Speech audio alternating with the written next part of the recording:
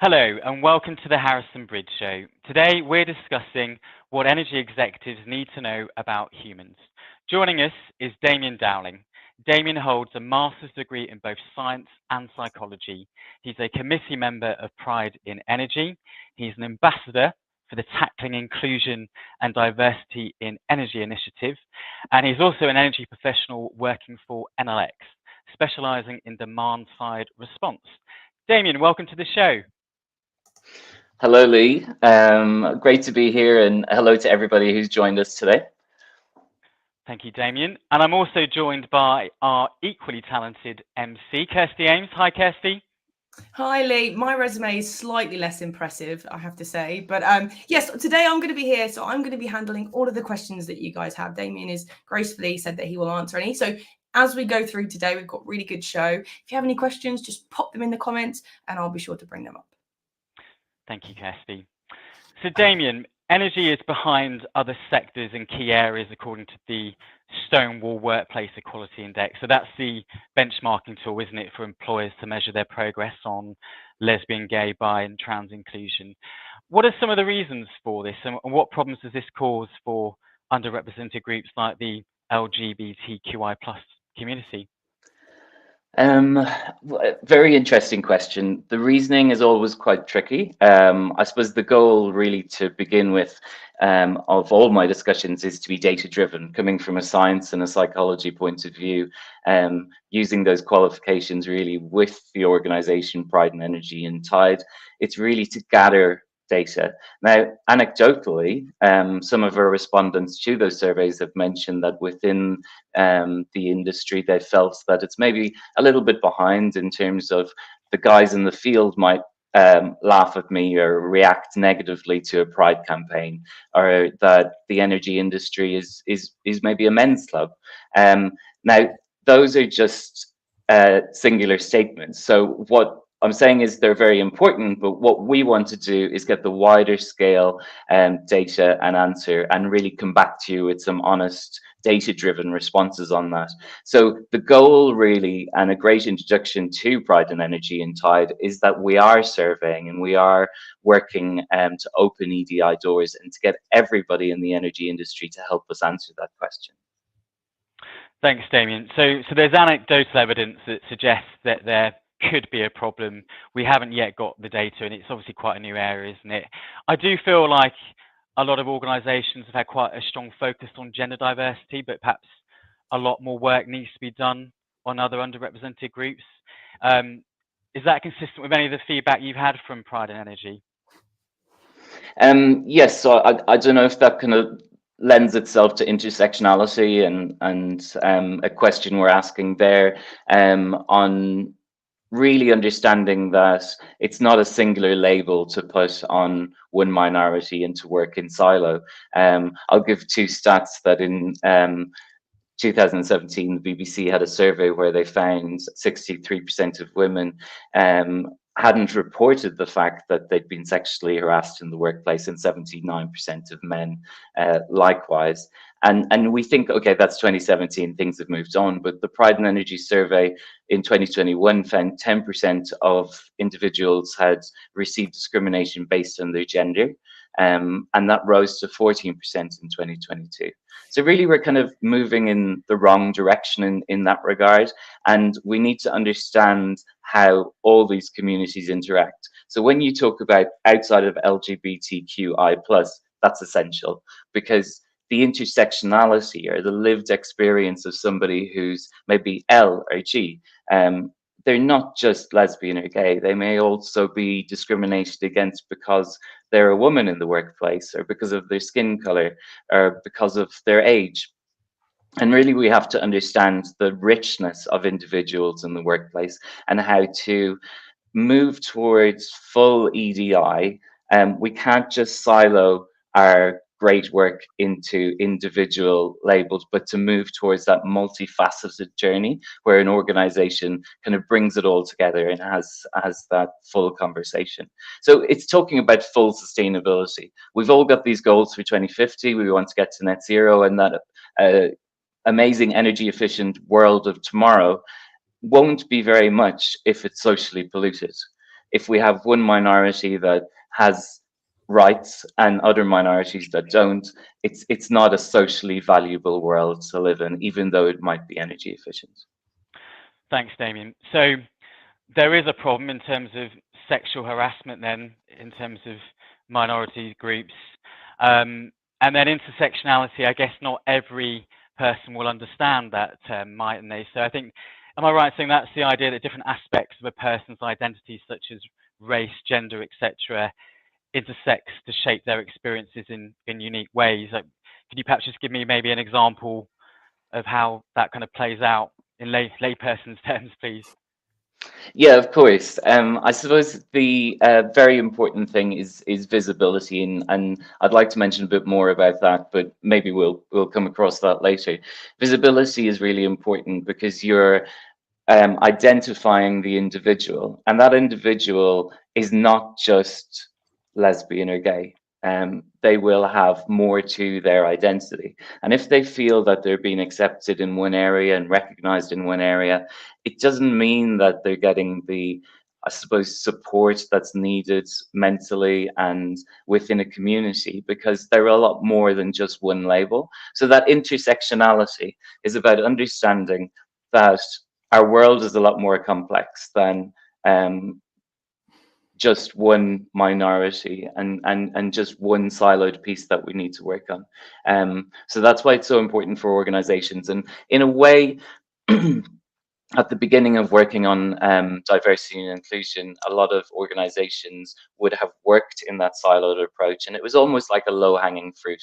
When we talk about sustainability and energy efficiencies, we'll see low-hanging fruit as a first step, but to get deeper into that long journey towards net zero, we have to look at more complex solutions. And if it were easy, if it were something we could just pick off the shelf and solve for our workplace, then we would have done it already.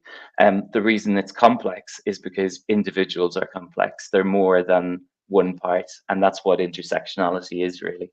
It's recognizing the richness of every individual and ensuring that a community is more than just a stereotype.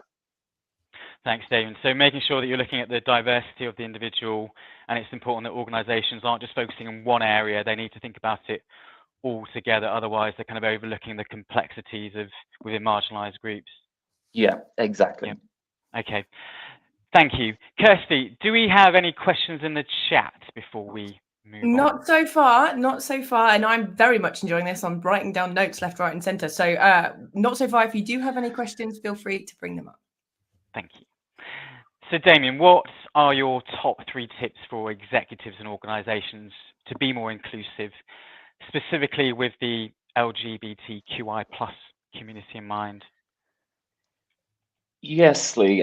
So a large part of the volunteering with the organizations I mentioned is touching base with CEOs and executives in order to understand really what challenges are they finding within organizations, but also what expertise can we bring from lessons we've learned, from surveys we've taken, from individuals we've spoken with. I suppose the first one, if I'm to mention 3 tips, it's to recognize that we're all biased. And bias isn't a bad thing. Bias is something we do to really understand the world. I had a recent article in the Energy Institute, and I mentioned that our brain can receive 11 million bits of data every second, but we can only process 50 bits. So what that means is, if we're not to be overwhelmed, and some individuals in our workplace who are neurodiverse can be overwhelmed because they don't have the same mechanisms that would allow them to create shortcuts. So it means that there's so much information incoming that it overloads our senses. So really what the brain does in order to control this is build shortcuts. When we're children, we might see a table for the first time or a chair, and subsequently, even though a table of a different color or a chair of a different size, we understand how that works, and we don't need to do a full process of that, but we might process the fact that there's something sharp in the corner. So our brain needs to bring in new information, but the information that we're used to, we kind of have that shortcut that stereotype. So again, it's almost like an autopilot, and a lot of this work is done in our unconscious mind. We don't realize that it's happening. Now, the issue is that sometimes that autopilot can entangle a stereotype within a workplace that becomes, that I suppose means we're less inclusive. Sometimes that could mean that we're being introduced to a minority, you know, part of a community that we haven't met before, and our natural move is one of fight or flight. And in those cases, we may exclude without actually realizing we're doing so. So understanding that we're biased and understanding that this is a natural mechanism in our minds is really important, because when we start talking about it and when we start realizing the signs, it becomes more and more obvious, and we should then bring visibility in. So we know pride marches and various talks that would happen for minorities within our organizations, they're vital, because we start to understand that this group that we may not have had experience with before are not a threat. They're my colleagues, they're my family, they're my friends, and that increases inclusivity. So in an organization, that's a very important tip for workplaces. Thanks, Damian. Just on that then, so recognizing that we're all biased, so I guess from a recruitment perspective, you can anonymize CVs, you can be very, you can have gender neutral language, can't you? So avoid putting for a sales director, aggressive go-getter, which may suggest that you're looking for a male. Are there any other tips you can perhaps would recommend to prevent bias? I suppose the next tip I would give would be around infrastructure, and that really does bring in a control to bias. So we found that within the infrastructure of organizations, in our survey, 90% of those who responded found their organizations to be inclusive, but 57% found external organizations to be inclusive. So that disparity kind of points to the fact that maybe we're doing some good work internally, but when it comes to seeing other organizations and how inclusive they are, we're not broadcasting as much as we should be. So that may mean that I look at an organization and I don't see it as a prospective partner or a prospective career opportunity or an investment opportunity, because it looks like they're not inclusive. So I think that visibility comes into it again, to break down the bias, not just singly in an organization, but going into the wider pool of the industry. The tips that are really helpful within that organization, as you mentioned, is really having HR policies and practices that are proactive. So sitting then and thinking about, as you mentioned, wordings that would exclude individuals or may point to certain individuals within a recruitment process, but also within the workings of an organization. Visibility of senior leadership was incredibly important in our surveys. Many found that leaders were not as visible as they should be. So that may be being involved in campaigns that are internal or organizations that are internal, but it could also be about constructive criticism from employees. So letting employees know that they can criticize and they can come back with feedback. And that's really important to challenge that bias as well, because you may not realize that you're being biased. It's very unconscious, but if you've got employees helping you to understand that a department is biased or an individual is biased, we can all work together to take that next step. And then I suppose ensuring we're so digital now, ensuring that web content and software creates really an inclusive environment for employees, because the first step sometimes for a lot of us is to look internally and digitally, and then we'll reach out. A lot of us now in this environment are working from home, so we don't have the luxury of sitting beside somebody and having a chat all the time. So of any time in workplace history, web contents, and kind of supportive software is important. Thank you. And certainly from my perspective, particularly from a female perspective, I know that they're looking, before they apply for jobs, they're looking for that diversity in the leadership team. Are they allies? They're looking at the look and feel of the website, and I imagine that's probably replicated with other underrepresented groups as well. Yeah, 100%.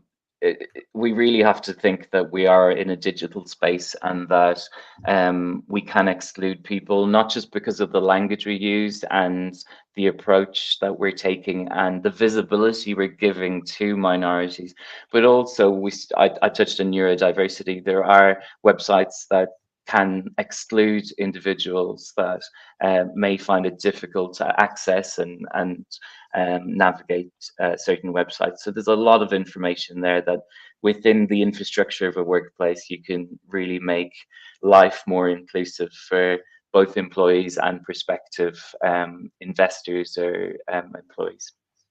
And there's easy things that they can do as well, Damian, in terms of that visibility and being an ally, like commenting on Pride Month, Black History Month, you know, so there's a lot of things that they can do on LinkedIn and internally to be an ally. Yeah, 100%. I would say understanding is very important. So that knowledge that an organization have, and that would be from a leadership perspective. So making sure that as you're planning the journey, the annual journey of your organization, that you have an understanding of how the world is changing. And it's never changed more than it's changing now. I know my grandparents were born into a world of 2 billion people. They didn't have electricity. It was being developed in the country, and they lived quite far apart. Well, they didn't live far apart, but many people lived far apart. So rurally, as opposed to now, we have 8 billion people in the world. We're all connected, we're all digital, and we live in close quarters. So 95% of people will soon live in cities. And that's a huge change. Not only that, but we're learning more about psychology. We're learning more about the human mind as a result, more about human physiology. So if a leader that's planning a workplace of humans isn't keeping up to pace with the human dynamic within the world and human biology and human mental health, I think it's very hard to understand the support that you can give to your organization. So is that your tip 3, Damian, in terms of understanding that we're all humans, constant change, and if we're not keeping up with those changes, then that can have an impact on the workplace, right? 100%. Yeah. And you know, we're both in the energy transition, aren't we? That involves constant change, and so does diversity and inclusion, to be fair. And I think, you know, part of an executive is keeping up with diversity and inclusion. It's part of your remit. What about data collection, Damian? Can that help organisations understand their staff better? And if so, what would be your advice on that? Because I guess that supports the kind of data-driven aspect as well, doesn't it? Yes, 100%. So I feel that an organization that recognizes that they need to, I suppose, map a survey properly so that the questions are carefully worded over longer periods, you can start to see trends. But one survey that's not well thought out is difficult. And I suppose in a way, that's what we're doing within the volunteer organizations that I mentioned. We're getting long-term, longitudinal data that we can see trends within, and being very careful to word questions so that they are not inducing individuals to answer in a skewed way. So data collection is hugely important, but it's, I suppose, it's, yeah, recognizing that diversity and trying to articulate it within the organization that can be quite tricky. Thanks, Damian. And also, I guess a shout out to our viewers is that we need everyone to contribute, don't we, in terms of these Pride and Energy surveys to have meaningful data, don't we? Certainly. Yeah. And I suppose in terms of understanding what those individuals can bring to an organization, is that part of what you're asking as well? Sorry, to say that again. Sorry, I missed that. Understanding, in developing surveys, understanding what individuals can bring to an organization, is that part of what absolutely. you're asking as well? So I suppose that's a really good question, because when you look at a minority, it's very hard to stereotype the skills, because we go back to intersectionality, and everybody is an individual and different, so we can't really give a certain skill set to a certain minority. But what I found really interesting, and I know we spoke about this previously, Gartner had a statistic on job descriptions and how in the last 5 years they changed by 30%, and that's really moving from a life and a world in the workplace where we qualified and we had a role for life, and it didn't change very much, and we got our pension and retired. And now we're in a world where every few years we're changing very, very fast to accommodate that change of pace. And I think Darwin put it really well when he said survival of the fittest. A lot of people take up that phrase incorrectly and think it's about Darwin bench pressing, but he didn't have gyms back in his day. So really what the fittest meant was the quickest to adapt. And we looked at the finches that he saw and their beaks, and how really that was survival. Survival today in the workplace is the adaptation to change, because the change has increased at a pace that's considerable. And so I would say, if I'm to look at what individuals within minorities can bring to an organization, is unfortunately they've had to face adversity and they've had to face constant change. But that has given those individuals a skill set and a courage and an adaptability that allows them to be a huge asset to your organization, with two caveats. Cara Heaney of Ernst & Young, I had the honor of listening to her at Work by 2023, and she said, I can now bring all of me to work.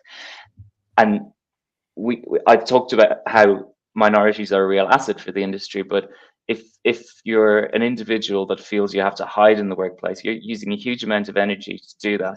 But if you can come to the workplace and give 100% of your energy, that makes the workplace and the workplace's journey more valuable. And of course, on a mental health note, you can be surrounded by hundreds of, if not thousands of people, but you can still feel alone. And I suppose the only thing that gets heavier by thinking about it are our worries. So if you're in a workplace where you feel worried, you're not going to be that real asset to the industry. So I'd say there's a huge boon there from the community, as long as we push for EDI, because that brings everybody to their full value. Mm-hmm. Thanks, Damian. So I guess in terms of perhaps what LGBTQI plus individuals can bring to an organisation, is that adversity that they've overcome in a fast-moving landscape. Is that fair to say? Yeah, I think I'd contradict myself if I said there was a set skill set that every LGBTQI person had, because that's a single label. But I think the experience of these rich individuals, unfortunately, sometimes is they've had to go through tough times and change, and you come out the other side stronger. So when you're looking at a CV and you see that somebody has shown that courage and ability to adapt, I think you've got a great person in front of you. Mm-hmm. Lee, we have had a couple of questions, and I think now might be a good time, if that's okay. Yeah, so we've had a great question from John, which is, he said, almost in a general sense, what is the most common area in which businesses can do better to allow inclusivity to grow? And that's quite a big question, I guess, Damian. Thank you, John.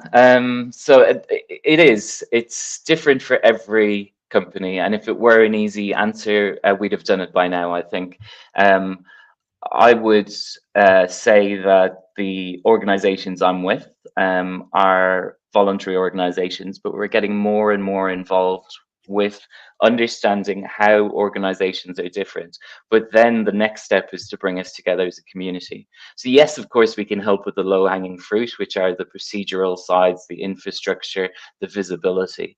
But moving down the line, it's about getting that intersectionality together. So making sure as an energy industry, we're working together as a community. Okay, fantastic. So we have a great question here from Andy, which is when organising awareness events for Pride and other areas of diversity, they often get well attended by those of that particular community, which is fantastic, but less so by those who are not in that community. Do you find this with your events? And if so, how do you go about trying to encourage others to engage with those events? Yeah, so I suppose that was some of the anecdotal comments that we got back in our survey, that there's a perception that the guys in the field don't want me to be part of their group, and there's a kind of a boys club or a football club, and maybe I don't feel included in that. What I would say is challenge that. You know, if you bring people together on both sides of that conversation, you might find that you're imagining things that are incorrect. And that by making a situation where you can get people to come together is really helpful. So if, for example, in a workplace, you have 5 individuals going to Pride because they are part of a community, the LGBTQI community, maybe you have a pre-Pride party or something in the office that kind of promotes that, a sports event, whatever it may be, and you start making it more of a culture that we're all together as a group, rather than, oh, that's an event for gay people, or that's an event for.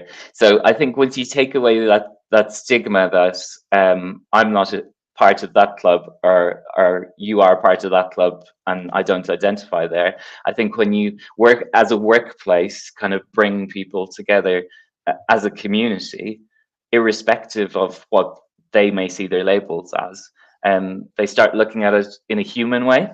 Mm-hmm. And then it becomes everybody goes to Pride. Fantastic. Okay, that's a great answer. And I think we've got time for one more question, if that's okay, which is a great one from John, which is around data, which I know you love. Do you believe it's important that organizations need to build trust before collecting people's personal data, as many choose not to reveal elements of their personal life out of concern about how it will be used, potentially, I'm guessing, against them, is what he's implying there? Yes, 100%. Individuals may not be out in the workplace, and they may have a voice that they feel isn't being heard. So surveys are incredibly important because it's maybe the only time they can speak up and have their voice heard. However, if you don't put in the due diligence on cybersecurity and you know, making it anonymous, and showing that there is no track back to that person, or no repercussions, or that if leaked, there's no information to leak because it's a number rather than a name. I think giving that peace of mind is even more important to individuals in a group that feel attacked at times. Okay, fantastic. Thank you very much. Now, unfortunately, we've come to the end of our show. So if I may kind of summarize, Damian, we've been through so much, and I literally have like a full page of notes. So I'm just going to try and briefly summarize them. And I think one of the biggest things I've taken away is not to create monoliths of people from the LGBTQI plus. Oh, I almost got it. Community. People are not just one thing. They're not just gay. They're not just straight. They're not old or young or male or female. They're this kind of cumulative group of loads of different experiences. And because of that, we have to think of this in a more complex way than perhaps just, oh, this is the fix for that. Because as you said a couple of times, if it was that simple, we would have done it by now to make people feel better. And you also mentioned that humans innately are biased, and that's just sort of part of our genetic makeup. But what we have to be careful of is allowing that bias to unconsciously create this uninclusive environment that we have. And so we have to be sort of active in overcoming that. And part of that is taking the infrastructure into account, making sure that we're broadcasting out inclusivity. We're letting people know that we are a safe place to work, or that we're a safe person to speak to if we're in leadership, if they want to. And not only is this going to be good for a company because it's, you know, more companies are more likely to work with us as clients and they're more likely to involve, we're also more likely to attract the best employees, because if you are one of those minorities, going to work in a place that you feel safe and included is going to be more happy. So you're going to get better people applying to work in your jobs who might go elsewhere if that's the case. And again, that starts with leadership. It starts with leaders announcing that they are part of an ally to communities, whether any kind of minority. And that's not just verbally, that's with their actions, whether it's, you know, allowing inclusive events. So like you said, if there's a pride event, having something in the office that's inclusive, like a bake sale. We all love cake. Everybody loves cake. It's a universal thing. So you could have a pre-pride bake sale, you know, something like that. And recognizing that people who are members of minorities, any minority, whether it is the LGBTQ+I, or whether they are a minority of race or religion or anything like that, anybody who has a different experience is going to be an asset to your company, because they're going to bring different viewpoints, they're going to bring different solutions, they're going to bring something different to your company that is going to be a positive. And in this area, often, unfortunately, people have had to overcome hardships, and so they are really, I feel like, inclusive in other ways, and they're also adaptive, and they're able to come up with solutions well. So is that a decent summary, do you think, Damian? That's an excellent summary. No, great notes. Very well put. And I loved the picture of humans. I think that's why we titled the talk that way, because to just talk about one minority group is not the way forward. We need to be looking at humans and how complex we are. Perfect, thank you. So in a second, Damian, I'm going to be coming to you for the top tip, the thing that you think is going to be most helpful for people. But before then, Lee, can we talk about our next show? Because it's going to be a good one, I feel like. Yes, and we've got another great guest. So we have Arun Cardoza, who's going to be talking about how energy companies can successfully execute their business strategy. Oh, that's going to be very good. And that is in a month's time? December the 5th. Yes, about a month. Same time. Yes, exactly. Fantastic. So, Damian, as always on the show, we like to give a really practical tip. So people might be watching this. You've given loads of really good advice. You've given loads of things to think about. But if someone kind of wants to make sure that their company is part as an ally, how do you think they can, what's the top tip that you would give them? So I started talking about data and the science and the psychology, and in mentoring CEOs and executives in the energy industry, one of the things I'm shocked at is the pressure put on them to open discussions where certain minorities should be inaccessible to certain areas. For example, we'll take trans as an example, and the very question of opening that to discussion is a pressure on social media, within organizations, and so on. But it is protected under the Equality Act. The UK is one of the rare countries in the world that has an act. Many other countries have laws of precedence, but we have enshrined in there an act that, if you were to think of being asked a discussion on can a trans person access certain facilities in my workplace, let's replace that protected characteristic with a person's skin color or their religion or their age, and you'll quickly see the pain that you're inflicting on a person. You'll see the discrimination that you're inflicting on a trans person. So really what I'm trying to say is there are some conversations that we have the data for. The likes of JFK, if he were to, and subsequent presidents, if they were to put the Civil Rights Act to a vote and have it as a discussion point, I dare say we would maybe still have segregation today. Sometimes you have to think of the human rights elements and really stand by those. So the leaders I speak to in the energy industry feel under pressure about this, but that's what we're there for. It's to talk about what is protected under the Equality Act, what are the discussion points that we can move forward with, the low-hanging fruit, and then increasing to intersectionality in your organization. So my final point is, don't feel like you have to be experts. Don't feel pressured into situations where you are taking away somebody's human rights. Do reach out to ourselves in Pride and Energy and in Tide. Our entire role is to make the energy industry more equitable, more diverse, and more inclusive. Fantastic, thank you. And I will put the links to those organizations you mentioned in the comments, both on YouTube and on LinkedIn. Now, Damian, if anybody has any questions for you, whether it's about those organizations or anything, what's the best way for those people to get in contact with you? So the nature of even my last point, it can be quite sensitive for some CEOs and executives or people in organizations. So please feel free to message me in confidence on LinkedIn. If you do want to go further and have lunchtime talks and so on, because this is voluntary, so it's either lunchtime or after work, then we'd be open to that as organizations as well. But yeah, certainly get in contact on LinkedIn. We'd love to hear from you. You can message me personally and I'll connect you with the relevant aspects of our organization. Fantastic. And again, I'll make sure that Damian's LinkedIn profile is in the comment section. So go down there if you're looking for it. Okay, Lee and Damian, we are about the end of our show now. So I want to really thank Damian for being an incredible guest, for being so knowledgeable and so helpful. So thank you very much, Damian, for coming today. Thank you, Kirsty. You're very welcome. Lee, you've been magnificent. I know you're not feeling 100%, but you have been an absolute trooper today. You have been an absolute trooper. So thank you very much. And I want to say thank you very much to the audience. We've had some great questions and thank you for being with us today. And as always, we'll see you next time. Brilliant. Thank you, Kirsty. Thank you, Lee. Thanks, everyone.